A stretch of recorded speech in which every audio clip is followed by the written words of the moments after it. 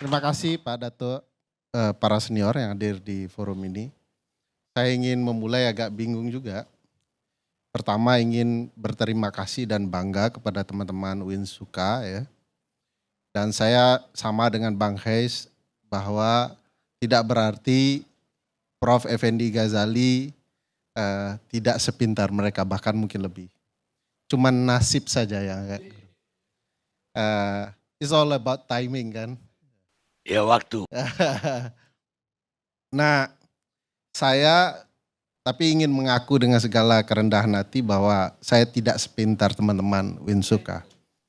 Mereka tahu kapan waktu yang pas, yaitu menunggu Jokowi turun dari istana. Menurut perspektif saya mengakui bahwa saya 3 kali kalah, bukan 2 kali, 3 kali. 1 menjadi pemohon, kedua menjadi ahli Profesor Effendi Ghazali, ketiga menjadi kuasa hukum dari Bang Rizal Ramli. Ketiga-tiganya kalah untuk pasal ambang batas pencalonan presiden. Nah, dari sini saya mau berangkat menjelaskan bahwa ambang batas pencalonan presiden tidak pernah ada di Undang-Undang Dasar. Pasal 6A ayat 2 Undang-Undang Dasar 1945 tidak pernah menyebutkan itu. Bahkan tidak pernah dibahas angka 20% atau 25% dalam pembahasan perubahan Undang-Undang Dasar 1945. Pasal 6A ayat 2 Undang-Undang Dasar itu persisnya berbunyi seperti ini. Calon presiden dan atau calon wakil presiden diusulkan oleh partai atau gabungan partai politik sebelum pelaksanaan pemilu. Itu pasal 6A ayat 2. Tidak pernah disebut pasal angka 20 atau 25% itu. Kapan datangnya? Ya di pasal 222 Undang-Undang 7 tahun 2017. Pasal itu memutarbalikkan logika kita.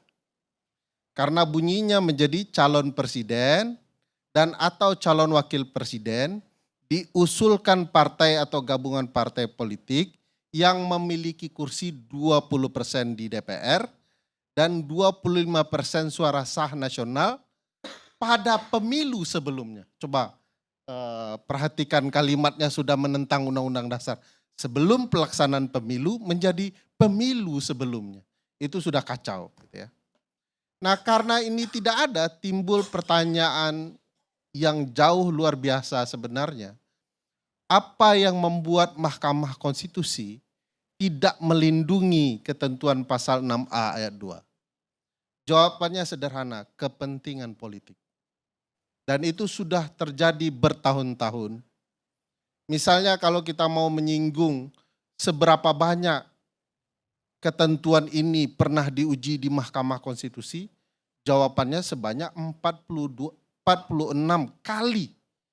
33 dengan Undang-Undang 7 2017, 13 kali dengan Undang-Undang 23 tahun 2003, dan Undang-Undang 48 tahun 2009. Jadi 46 kali, 47-nya teman-teman yang bersejarah itu yang kemudian mengubah inkonsistensi MK menjadi inkonsistensi baru. Jadi bagi saya banyak sekali sekarang sedang meneliti inkonsistensi MK, terutama terkait putusan-putusan soal pemilu. Salah satu disertasi yang akan membahas soal ini adalah disertasi guru saya, Didik Supriyanto, di Universitas Andalas. Dia akan membahas inkonsistensi Mahkamah Konstitusi memutus perkara-perkara pemilu. Jadi kan kita heran dengan inkonsistensi ini. 46 kali dikatakan ini adalah konstitusional, pasal 222 ini, ambang batas pencalonan ini, padahal bunyinya jelas-jelas berbeda. Kalau Prof. Effendi Ghazali ingat momen kita kalah di Mahkamah Konstitusi, kita itu pernah menyandingkan pasal 6A ayat 2 bunyinya dan pasal 222 Undang-Undang Pemilu di hadapan Majelis Hakim Konstitusi.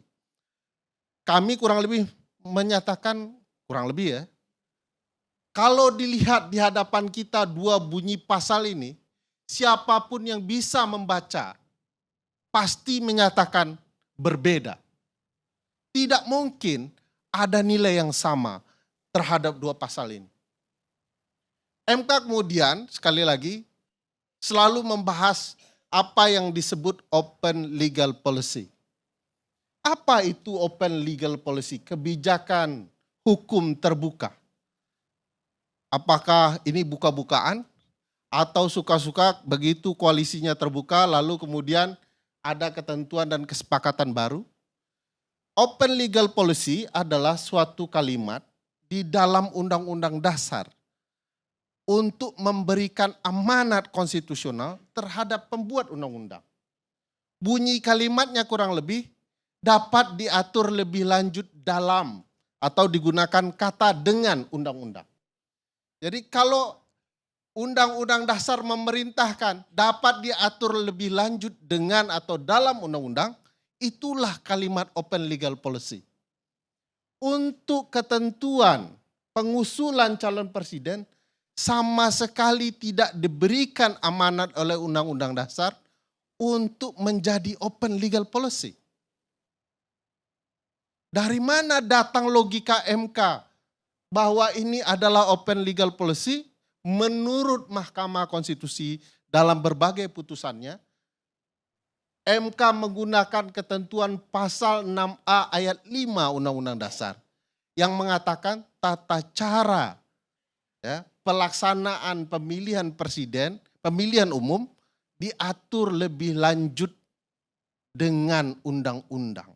Pak Datuk Karni paham betul, kata dengan itu maksudnya undang-undang khusus. Jadi harus undang-undang khusus pemilu. Kalau kata dalam undang-undang artinya boleh di undang manapun asal diatur. Nah ini problematika, MK silap menggunakan konsep open legal policy karena pasal 6A ayat 5 itu mengatakan tata cara pelaksanaan. Bukan bagaimana mengusulkan calon.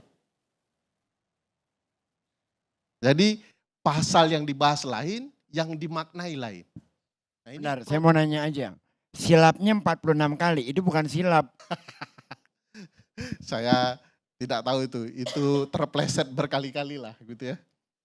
Nah ini problematika MK soal open legal policy dan lain-lainnya ini. Nah menurut saya di sini pula pintarnya teman-teman ini.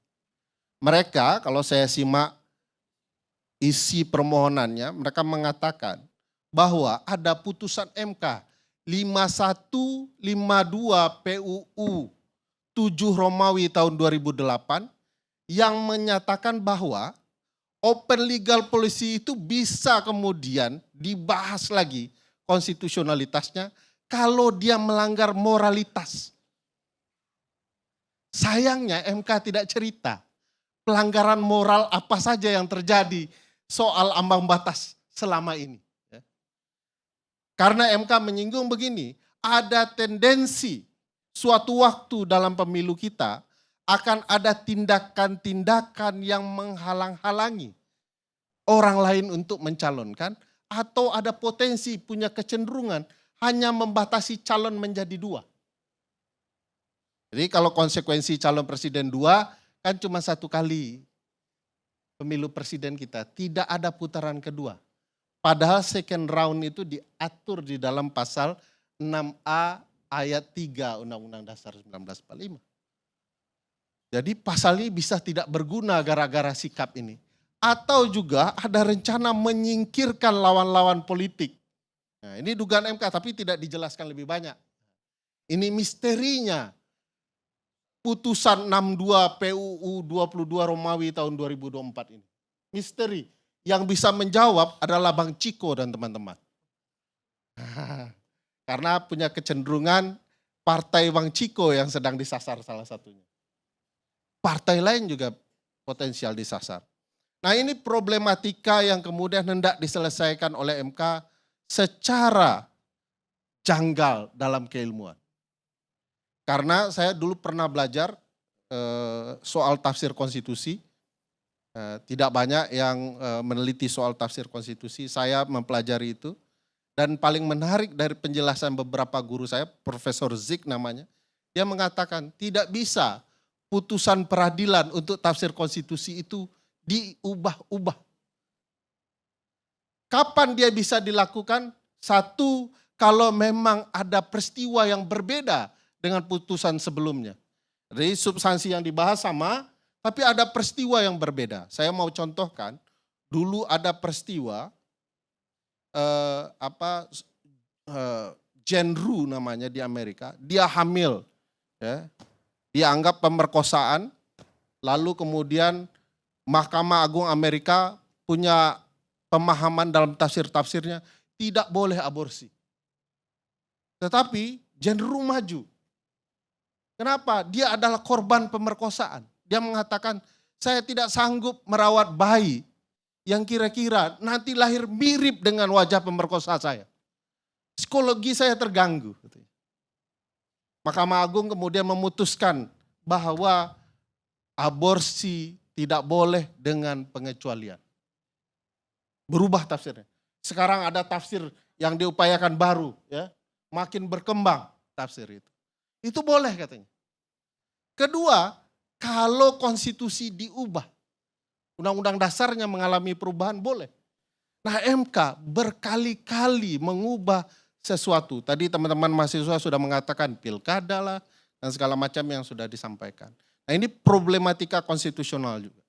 Jadi suatu waktu, Bang Ciko, teman-teman partai kita semua perlu menunjuk 9 orang wasit yang betul-betul adil. Tidak tersentuh kalau perlu wajah politik. Ini ada hakim konstitusi, masih ada sekarang, ya, dipilih begitu saja. Tidak ada proses pencalonan, tunjuk saja oleh Komisi 3 DPR. Jadi hakim konstitusi, lalu jadi hakim konstitusi. Sesuatu yang tidak wajar dan kita biarkan. Ini kerusakan konstitusional paling luar biasa abad ini. Ada hakim konstitusi ditunjuk. Padahal konstitusi kita tidak bilang begitu. Ini problematika. Nah, soal ambang batas itu menurut saya sesuatu yang tidak pernah ada di dalam undang-undang dasar kita dan sistem presidensial manapun. Tapi hebatnya pasca Indonesia membuat ambang batas pencalonan, Prof. Effendi Ghazali, Bang Ciko, Bang Heis, teman-teman sekalian. Yang hebat penelitian teman saya, Dr. Rahmat.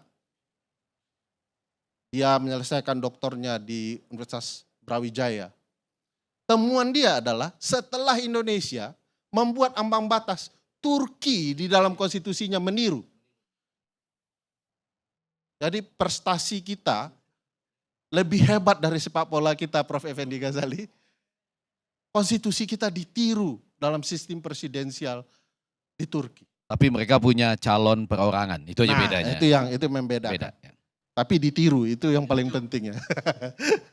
Nah, satu-satunya terjadi di dunia, di Indonesia, lalu ditiru oleh Turki. Ini yang membuat pertarungan sistem presidensial kita menjadi janggal dan aneh.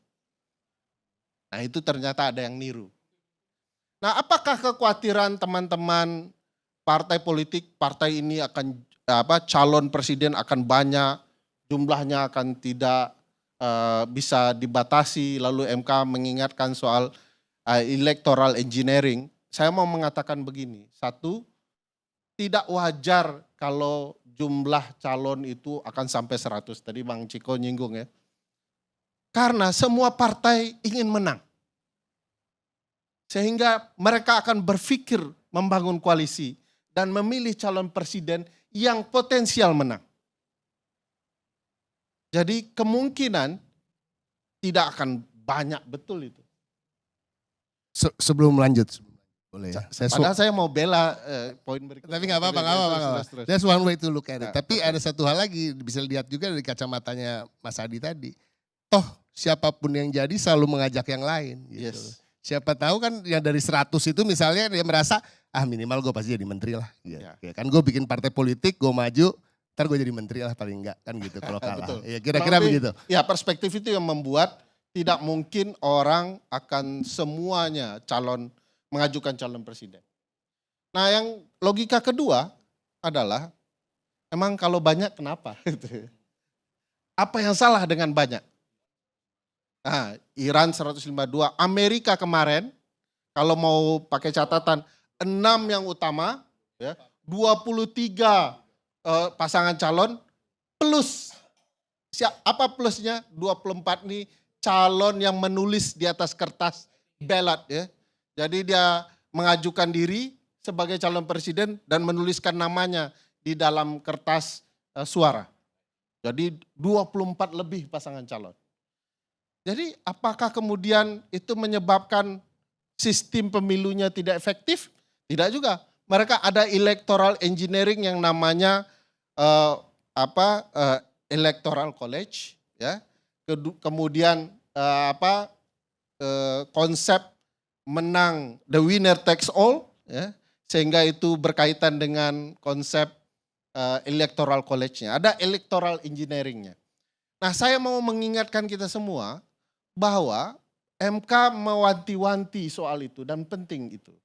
Tetapi tidak boleh konsep memberikan hak untuk mencalonkan sebagai konsep 0% presidensial kandidasi threshold ini kemudian dirusak dengan mekanisme.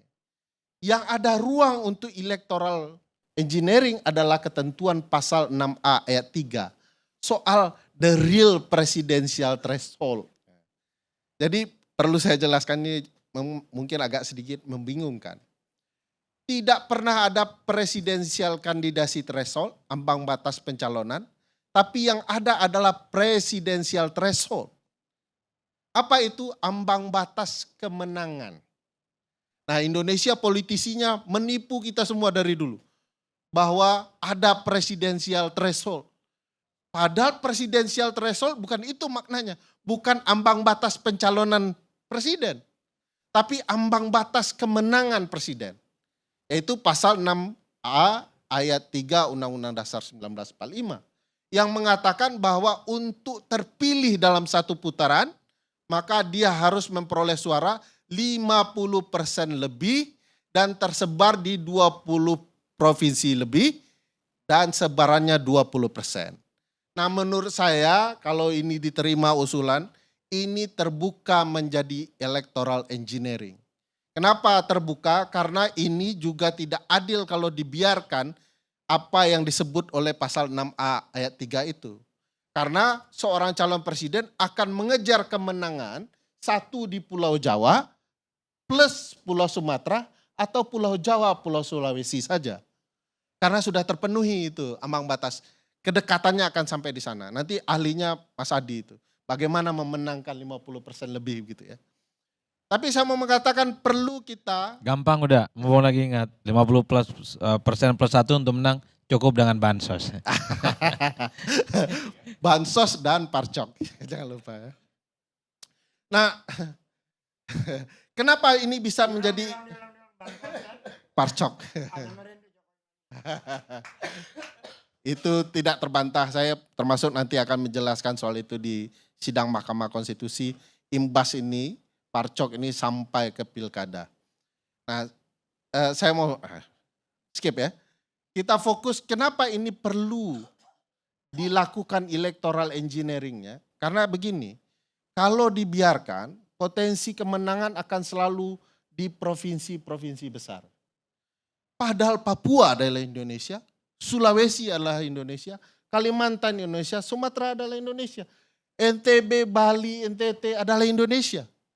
Jadi ini bisa di-engineer sedemikian rupa agar betul-betul adil bagi kepemiluan kita. Dan saya pikir tidak boleh diganggu 6A ayat 2-nya. Jangan dirusak kesempatan. Karena kalau itu dirusak itu juga melanggar ketentuan Undang-Undang Dasar pasal 28D ayat 3. Bahwa setiap warga negara berhak memiliki kesempatan yang sama dalam pemerintahan. Kalau tidak diberikan maka ini aneh. Saya mau kasih contoh, di Amerika itu terbuka saja. Siapa yang mau jadi calon presiden, bahkan di pasal 2 ayat 1 angka 5 undang-undang dasarnya atau konstitusinya, disebutkan hanya ada 3 pola saja. Satu, natural born citizen, jadi dia sejak lahir adalah warga negara Amerika. Ya. Kedua, 35 tahun berdasarkan konstitusinya, tidak berdasarkan putusan MK. Ya. Ketiga, 14 tahun menjadi penduduk, jadi tinggal di Amerika, stay-nya 14 tahun. Jangan nanti seperti pilkada kita, dia tidak tinggal di daerah, tiba-tiba pulang, tiba-tiba menjadi calon. Nah, sudah digagas oleh konstitusi Amerika. Itu bebas saja. Semua orang punya hak yang sama kalau dia memenuhi 3 hal itu. Bahkan kalaupun dia bukan orang terpandang, bukan orang partai politik, artis sekalipun, tidak dihalangi. Saya ingat Kanye West pernah jadi penjaga kebun binatang harimau. Ya, terkenal di Amerika dia karena ada tayangan TV-nya, dia maju menjadi calon presiden. Nah, inilah letak masalah yang saya ingin kita bahas. Apa masalahnya? Dengan ruang seperti ini, perjuangan konstitusional bertahun-tahun, 20 tahun lebih perjuangan ini, bahkan tadi Pak Datuk menyampaikan Bang Rizal Ramli harus mendahului kita dulu baru kabar bahagia ini kita dengarkan. Saya tidak tahu apakah ini doa-doa beliau di surga atau tidak. Bang Faisal Basri juga pejuang yang sama. Satu kelompok pengujian dengan saya, sama-sama kalah kami. Nah, saya tidak tahu, tapi ini, keterbukaan ini bukan tidak mungkin membawa masalah baru. Dengan terbukanya proses pencalonan ini juga terbuka bagi dinasti Presiden Joko Widodo. Mas Gibran yang tidak ada partai, sekarang sudah ada ya kabar-kabarnya. Juga akan potensial dengan mudah mengajukan diri menjadi calon presiden. Nah, apakah ini dilarang? Secara konstitusional tidak dilarang. Itu pula adab demokrasi. Sudah disakiti, yang menyakiti tetap diberi ruang. Ini harus jadi pembelajaran bagi keluarga Pak Joko Widodo bahwa sesakit apapun Anda buat konstitusi, konstitusi masih membuka jalan bagi keluarga Anda. Karena itu hak konstitusional keluarga Anda. Tapi yang Anda sering lakukan adalah melanggar hak konstitusional terutama di Mahkamah Konstitusi. Saya akhiri. Terima kasih. Assalamualaikum warahmatullahi wabarakatuh.